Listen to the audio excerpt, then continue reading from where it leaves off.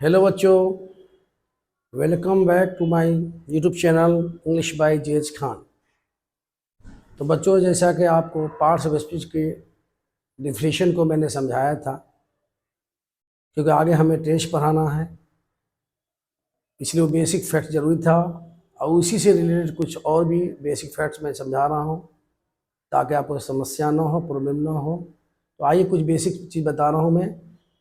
देखिए, सबसे पहले मैंने यहाँ बताया है सब्जेक्ट। ये सब्जेक्ट का मतलब असल में किसी भी सेंटेंस के दो पार्टों में नहीं गया हूँ उधर, सब्जेक्ट और प्रीडिकेट। सब्जेक्ट मीन्स शॉर्ट में समझ लें, किसी भी काम को करने वाले को, यानी डूअर, जो काम करता है उसे सब्जेक्ट कहते हैं। और सेंटेंस का बाकी जो बचा हुआ भाग कहलाता है वो प्रीडिकेट होता है। तो उधर मैं प्रीडिकेट की तरफ नहीं गया हूँ। अब टेस्ट जानने के लिए आपको ये सब जानना जरूरी है। सब्जेक्ट किसे कहते हैं इसका बेसिक मैंने बताया है कि काम करने वाला, जो कोई भी काम करता है उसे सब्जेक्ट कहते हैं। जैसे जेज खान इंग्लिश पढ़ाते हैं तो इसमें सब्जेक्ट कौन है? जेज खान। वह झूठ बोलता है, इसमें सब्जेक्ट कौन हो गया? वह। तो सब्जेक्ट किसे कहते हैं बच्चों? काम करने वाले को सब्जेक्ट कहते हैं। फिर यहाँ पर ऑब्जेक्ट हो गया, यानी कर्म। ऑब्जेक्ट किसे कहते हैं? शॉर्ट में समझे, जिस पर क्रिया का फल पड़े, यानी हम लोग जो कुछ भी काम करते हैं, क्रिया जो करता है उसका असर, उसका प्रभाव जिस पर पड़ता है उसे ऑब्जेक्ट कहते हैं।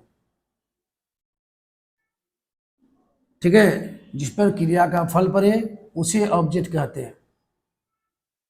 जैसे मैंने यहाँ एग्जांपल दिया हूँ नीचे में, मैं इसको यहाँ समझा दूँ आपको कि ही अब्यूज्ड मी, इसमें सब्जेक्ट कौन हो गया? ही यहाँ पर सब्जेक्ट, अब मी क्या हो? अब्यूज्ड वर्ब हो गया, और यहाँ पर मी ये ऑब्जेक्ट है। फिर समझिए, ही अब्यूज्ड मी, ये ही सब्जेक्ट है, यानी काम कौन कर रहा है? तो ही। अब्यूज्ड क्या हो गया? वर्ब। इस वर्ब का असर किस पर पड़ा? मुझ पर, यानी उसने मुझे गाली दी, तो ये ऑब्जेक्ट हो गया। ये अब्यूज्ड गाली देना क्रिया है, और सब्जेक्ट काम कौन कर रहा है? ही। फिर दूसरा एग्जांपल मैंने दिया, शी देखिए, यहाँ पर सब्जेक्ट के रूप में आया है प्रोनाउन, यहाँ भी ही प्रोनाउन है, लेकिन यहाँ पे ये सब्जेक्ट का काम कर रहा है। तो ही इंसल्टेड मी, ही इंसल्टेड मी, या ही इंसल्टेड यू, जो भी हो, यहाँ पे यू लिखा हूँ, ही इंसल्टेड यू, उसने तुम्हें गाली दी। तो ये जो गाली देने वाली ये कौन है? शी है, यानी सब्जेक्ट है। और ये क्या है? इंसल्ट, अपमान करना, कौन है? वर्ब हुआ। और यहाँ पर यू, क्या है यहाँ पर? यू, यानी किस पर असर पड़ा? तुम पर, यू पर। उसने तुम्हें गाली दी, गाली का असर किस पर पड़ रहा है? यू पर, इसलिए ये ऑब्जेक्ट हो गया। तो बच्चों, एक यहाँ पर बहुत जरूरी पार्ट होता है, जैसे एक है कॉम्प्लीमेंट। बहुत लोगों को मैंने देखा है ऑब्जेक्ट और कॉम्प्लीमेंट में बहुत परेशानी होती है समझने में। वो लोग नहीं समझ पाते कॉम्प्लीमेंट कहते किसे हैं, ऑब्जेक्ट कहते किसे हैं। इसलिए मैंने दोनों को डिफरेंशिएट करने के लिए यहाँ पे इस वर्ड को लिखा हूँ कॉम्प्लीमेंट। इसका हिंदी होता है पूरक। इंग्लिश में क्या कहते हैं? The word which completes the meaning of the verb is called a complement. The word which completes the meaning of the verb is called a complement. मैंने हिंदी लिख दिया है यहाँ पर। जो शब्द क्रिया के अर्थ को पूरा करता है, यह ध्यान समझिएगा, जो शब्द क्रिया के अर्थ को पूरा करता है, पूरा करने वाले शब्द को कॉम्प्लीमेंट कहा जाता है। क्रिया के अर्थ को, देखिए दोनों डिफरेंस देखिए, ऑब्जेक्ट और कॉम्प्लीमेंट में डिफरेंस समझिए कि जिस पर क्रिया का फल पड़े उसे ऑब्जेक्ट कहते हैं, और जिस पर, और जो शब्द क्रिया के अर्थ को पूरा करता है, जो वर्ब हो रहा है उसके एक्शन को पूरा करता है, उसे कॉम्प्लीमेंट कहते हैं। जैसे एग्जांपल दिया, शी इज, वह है, शी इज वह है, हम छोड़ दे, शी इज वह है, वह क्या है, इसका जो भी वर्ड आप लाएंगे, देखिए यहाँ पर मैंने दिया डॉक्टर, ये डॉक्टर क्या हो गया? कॉम्प्लीमेंट हो गया। She is a doctor, is को पूरा कौन कर रहा है? डॉक्टर, तो डॉक्टर हो गया कॉम्प्लीमेंट। ठीक है। और एक चीज और बता दूं, पहले यहां भी मैं एग्जांपल देके दे रहा हूं, फिर समझाओ। He is an engineer, he is an engineer, यहां भी देखिए ही इज, वो है, वो क्या है पता नहीं, उसके बाद जो वर्ड डालेंगे यहां पर वो क्या कराएगा, कंप्लीमेंट। फिर यहां देखिए, यहां पर मैंने इंजीनियर दिया है, तो दोनों ये ऑब्जेक्ट यहां पर नहीं है। देखिए बहुत लोग समझते हैं कि लास्ट में ऑब्जेक्ट होता है, ये क्या है, कंप्लीमेंट होगा, वर्ब के अर्थ को पूरा करता है, उसे कंप्लीमेंट कहते हैं। अब कंप्लीमेंट भी दो होते हैं, एक सब्जेक्टिव कंप्लीमेंट और एक ऑब्जेक्टिव कंप्लीमेंट। ध्यान से समझिएगा, सब्जेक्टिव कंप्लीमेंट किसे कहते हैं, जो शब्द सब्जेक्ट को यानी कर्ता को क्वालिफाई करता है उसे सब्जेक्टिव कंप्लीमेंट कहते हैं। जो सब्जेक्ट को क्वालिफाई करता है उसे सब्जेक्टिव कंप्लीमेंट कहते हैं। जैसे यहां पर देखिए, she is a doctor, doctor कौन है, डॉक्टर कौन है, तो शी यहां क्या है, सब्जेक्ट। फिर यहां देखिए, he is an engineer, engineer कौन है, ही, तो ये इंजीनियर किसके लिए आया, ही के लिए, इसे इंजीनियर यहां पर हो गया सब्जेक्टिव कंप्लीमेंट। ध्यान समझिए, ये सब्जेक्ट को क्वालिफाई करने वाले को सब्जेक्टिव कंप्लीमेंट कहते हैं। तो यहां पर सब्जेक्ट को क्वालिफाई करा इंजीनियर, ही को क्वालिफाई करा सब्जेक्ट है, इसलिए इंजीनियर क्या हो गया, सब्जेक्टिव कंप्लीमेंट।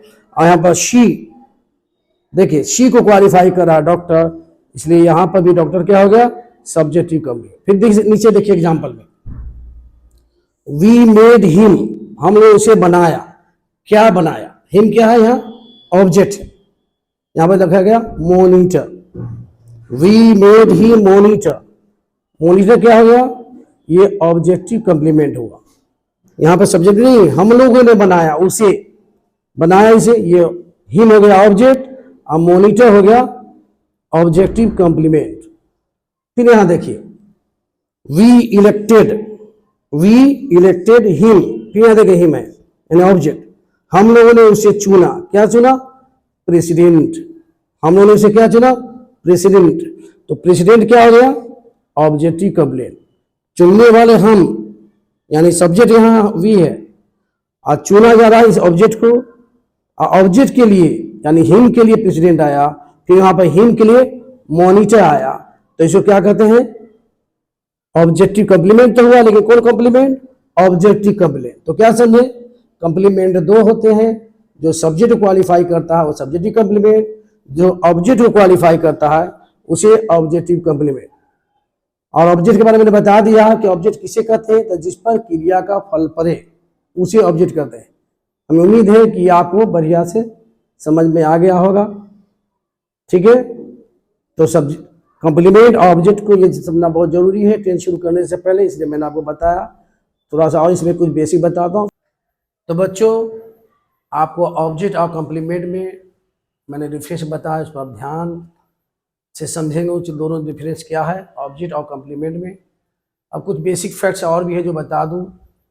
मैं कोशिश कर रहा हूं कि एकदम ज़ीरो लेवल जो बच्चा एकदम इंग्लिश नहीं जानते हैं वो भी इंग्लिश सीखें, इसलिए मैं थोड़ा बेसिक फैक्ट्स बता रहा हूं। देखिए बेसिक फैक्ट्स, जैसे हिंदी में कोई भी सेंटेंस बनता है तो पहले सब्जेक्ट आता है, कर्ता, फिर उसके बाद क्या आता है, सब्जेक्ट के बाद फिर क्या आता है, ऑब्जेक्ट, और फिर वर्ब। ध्यान रखिए चीज को, बहुत लोग हूबहू ट्रांसलेट करने की कोशिश करते हैं सेंटेंस को, इसलिए गड़बड़ा जाते हैं। तो इसको ध्यान रखना है कि हिंदी का वर्ड जैसे बनता है तो पहले सब्जेक्ट आता है कर्ता, फिर उसके बाद आता है ऑब्जेक्ट और फिर आता है वर्ब। जैसे कि एग्जांपल मैंने दिया, मैं आम खाता हूं, तो अब देखिए यहां पर मैं है, उस वक्त क्या आया, आम, आम क्या हो गया, ऑब्जेक्ट, और खाता हूं क्या हो गया, वर्ब। मैं आम खाता हूं, मैं हो गया सब्जेक्ट, आम क्या हो गया, ऑब्जेक्ट, और खाता हूं क्या हो गया, वर्ब। फिर यहां देखिए, वह खत लिखता है, वह पत्र लिखता है, तो देखिए वह क्या है, सब्जेक्ट, खत क्या हो गया, ऑब्जेक्ट, और लिखता क्या हो गया, वर्ब। इसे देखिए, वह सब्जेक्ट, खत यानी पत्र, ऑब्जेक्ट, और लिखता है क्या हो गया, क्रिया यानी वर्ब। अब इसको हम इंग्लिश में ट्रांसलेट करेंगे, तो पहले क्या करेंगे, आइए यहाँ लिखा हुआ अंग्रेजी में। अंग्रेजी में क्या होता है, पहले सब्जेक्ट, फिर वर्ब और फिर ऑब्जेक्ट। देखिए यहाँ कैसे हो रहा, यहाँ सब्जेक्ट के बाद ऊपर में आपने देखा हिंदी में सब्जेक्ट के बाद ऑब्जेक्ट आ रहा था, अब वर्ब लास्ट में जा रहा था, लेकिन यहाँ पर क्या है, सब्जेक्ट फिर आ रहा वर्ब और फिर ऑब्जेक्ट। इस फॉर्मूला को आपको सेट करना पड़ेगा। देखिए तो क्या था पहला सेंटेंस, मैं आम खाता हूं, आपने क्या बनाया, आई और फिर यहां पर वर्ब लाना है यानी खाने का, तो आई ईट अ मैंगो। मैंगो देखिए ऑब्जेक्ट यानी लास्ट में जा रहा। फिर यहां देखिए, फिर से मैं इसी को समझा दूं एक बार और, आई सब्जेक्ट, ईट वर्ब और मैंगो, ये आर्टिकल है मैंगो। मैंगो क्या हो गया, ऑब्जेक्ट। बहुत से लड़कों को मैंने देखा है कि लोग बना अगर वो बैठाएंगे तो क्या कहेंगे, आई, फिर यहाँ आम है तो करेगा आई मैंगो ईट, जो कि गलत हो जाएगा। क्या करना है, पहले सब्जेक्ट आई, फिर ईट वर्ब और फिर ऑब्जेक्ट मैंगो। फिर दूसरा सेंटेंस को देखिए, वह खत लिखता है, वह पत्र लिखता है। तो सबसे पहले क्या आया, ही, वह की अंग्रेजी ही, फिर क्या लिखे, यहां लिखता है, तो लिखता है क्या, राइट्स। राइट्स क्या हो गया, वर्ब और लेटर क्या हो गया, ऑब्जेक्ट। देखिए यहां वर्ब और यहां ये सब्जेक्ट। तो क्या है, पहले सब्जेक्ट, सब्जेक्ट क्या है, ही राइट्स पत्र, राइट्स यानी वर्ब और फिर यहां पर पत्र यानी ऑब्जेक्ट लास्ट में, ही सब्जेक्ट, राइट्स वर्ब लिखना और फिर यहां पर लेटर ऑब्जेक्ट। तो क्या आप सीखे, हिंदी में आपको पहले सब्जेक्ट, फिर ऑब्जेक्ट, फिर लास्ट में वर्ब। इंग्लिश में पहले सब्जेक्ट, फिर वर्ब और फिर ऑब्जेक्ट। मैं एकदम बेसिक से मैंने इसको बता दिया है, इसको आप ध्यान से समझ लें। अगला क्लास में मैं आपको टेंस शुरू करूंगा, ये सब अब ध्यान रखें, पढ़ के याद रखें ताकि आपको आगे हेल्प करे, आप समझने में आपको प्रॉब्लम ना हो, बहुत आसानी होगी। बाकी आप सभी वीडियो को देख ही चुके हैं, इसको भी देखें और मेरे चैनल को सब्सक्राइब करें। Thank you.